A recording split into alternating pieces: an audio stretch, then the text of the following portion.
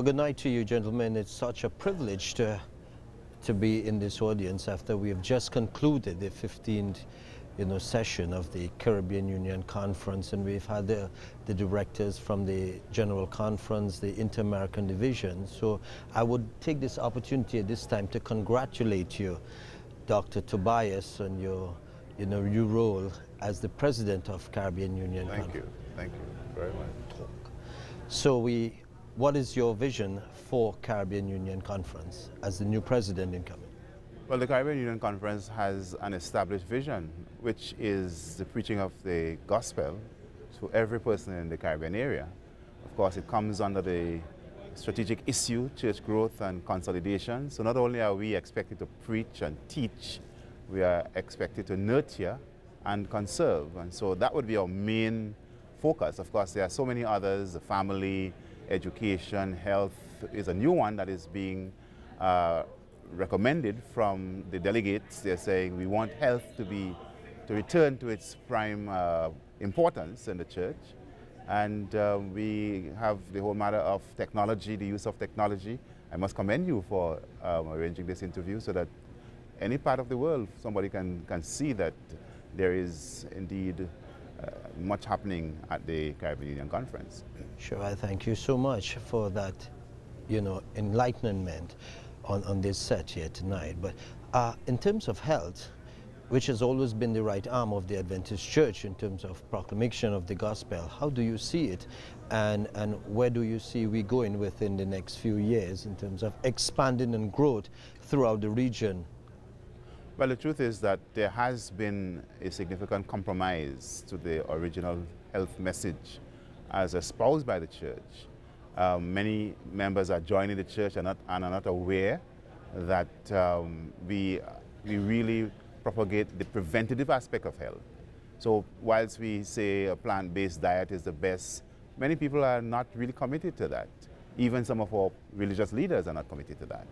So that we have to go on a very expansive education program where we would be able to convince firstly the leaders, and of course that would allow for the members to have a new vision and a new understanding, so to see the benefits of a plant-based diet, exercise, and taking care of the health from a preventative basis, because it's cheaper and better. It is always said prevention is better than cure. And that's what we really want to get back to. And we have the material, we have books and significant data that prove that the Seventh-day Adventist Church, once it follows these directives as given by God, that we would be the happier and the healthier for it. Sure enough, and I thank you for those thoughts again. But in terms of educational and informative, in terms of our public relations aspect, how are we going to embrace that through education, through our university, Southern Caribbean University, which is in Trinidad and Tobago, in a beautiful, luscious area of Maracas, St. Joseph, and how that funding, and I would just want to pose this question to Elder Bertie Henry, who's on the set with us tonight. And congratulations again for your second term, being the treasurer, and you have done a number of work in terms of laying the platform by the administrator as well thereof. And would you want to share your thoughts on those ideas that we have just been able to explain to us here tonight? Yes, just as the president said, right here at the university, we have it in the curriculum. And also in the last quinquennium, we had launched the Caribbean Research Health Institute, and that is really going to bring the facts to the fore, that many individuals will really understand what is the status, the health status. I think this will open a lot of eyes. And we have been able to source funding to continue to that research, go into communities, and not only for us to be healthy, but we can show the community. That's one of the powerful ways we can witness. Excellent. And being the leaders, because, it's always been our view that we must be, God expect the best from us. Oh, yes. Higher than the highest is God's ideal for us. And we certainly want to reflect that in terms of our institution, in terms of best practices, which we would employ through the financial areas. Did you want to share some light on that area, how we would be able to, achieve those goals? Well, we're going to be focusing more on the process. And and inject quality in the very process getting there. We don't want to go through the system and then look to do corrective measures. We want to inject quality in the very process. And as we educate our constituency, the membership of the church, we would then be able to move it forward in that light. And together with the vision of our president here, we work in hand in glove, and we'll be able to fund those projects via grants, research, you know, that kind of thing, outside institutions, NGOs, and support from the church membership as well. Oh yes, yes, yes. Certainly we want to great support from that. There's special funding also for that, especially in communities. And even as ADRO launch projects, also educational projects. We have even gone to the areas where we have our health institutions doing education programs. At the community hospital, at the Osborne Hospital, we have that system going. And they have also been teaching folk to go out in the community to teach them also about their health practices. So that's powerful.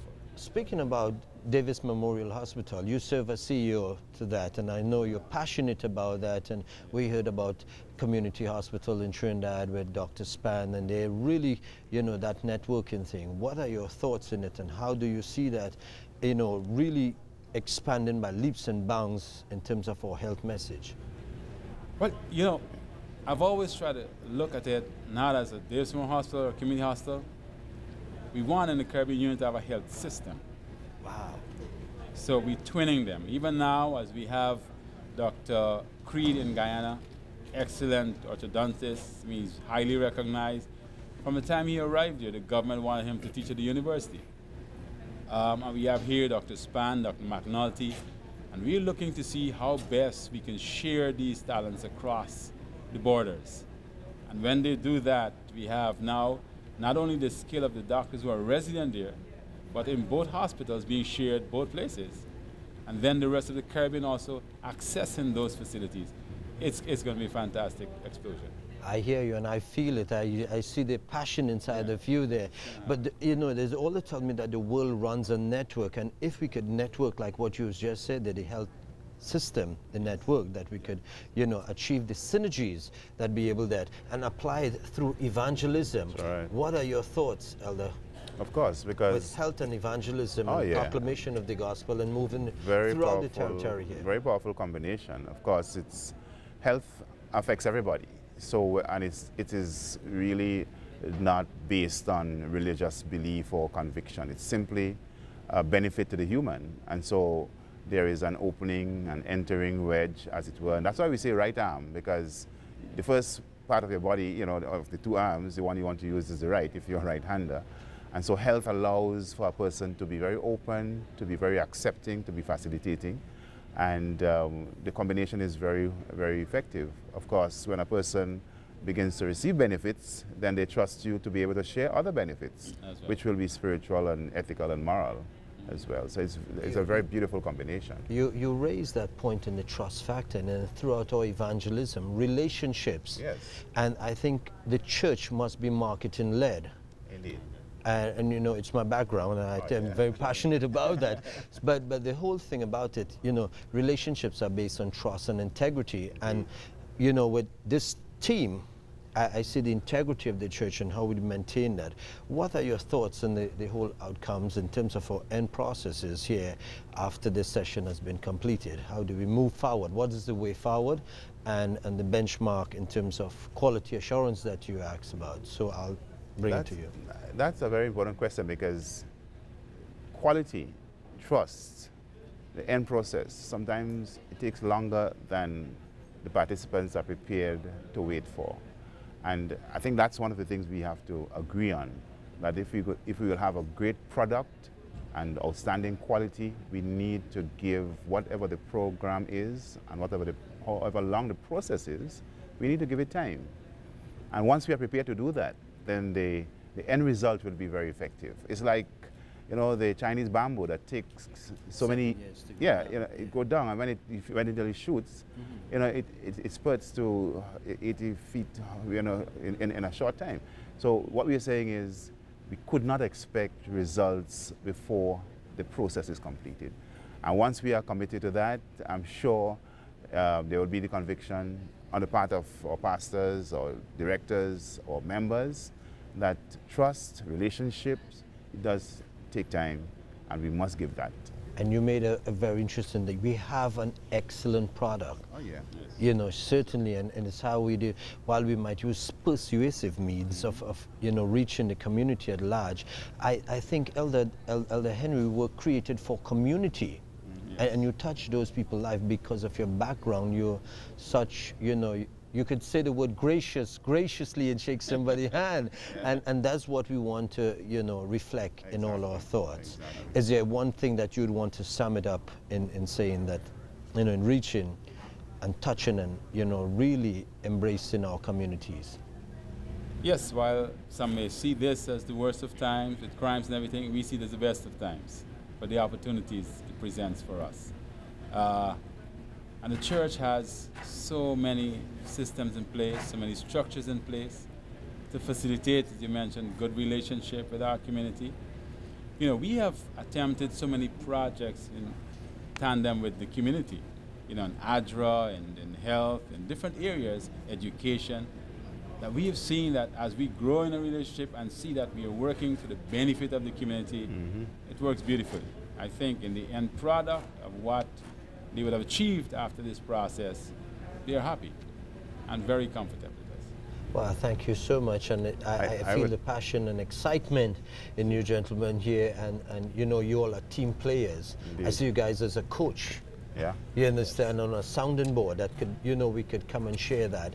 And I use the term coach because coaches, they bring out the best in players and the athletes. And before I get offset, I would like to refer to the coach that preceded me, that actually coached me, Dr. Eugene Daniel, you know, former president. You know, we need to constantly recognize the contribution that he has made, that he is no longer the president. We are clear that God has some great plan for his life.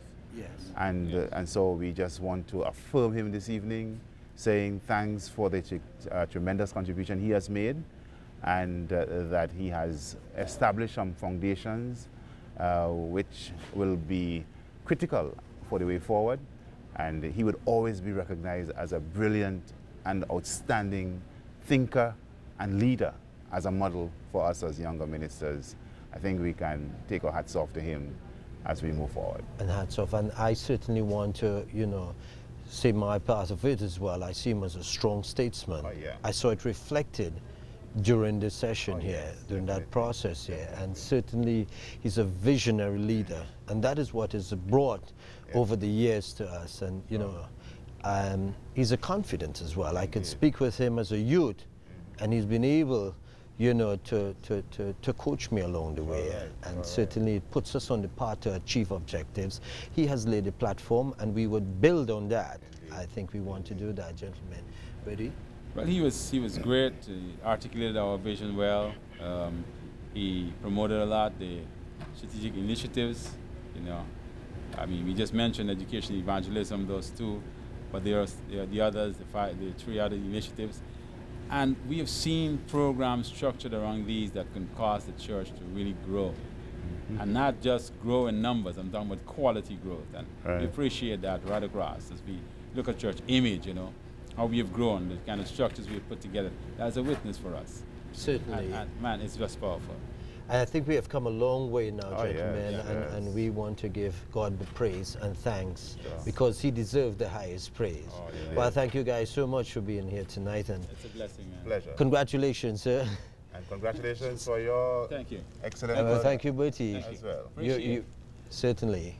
Well, you were responsible for a lot of things flowing smoothly in this session, so thank I you. thank you so much, and we look forward for bigger and greater things. The best is yet to come. Best is yet to come. That's Amen. right.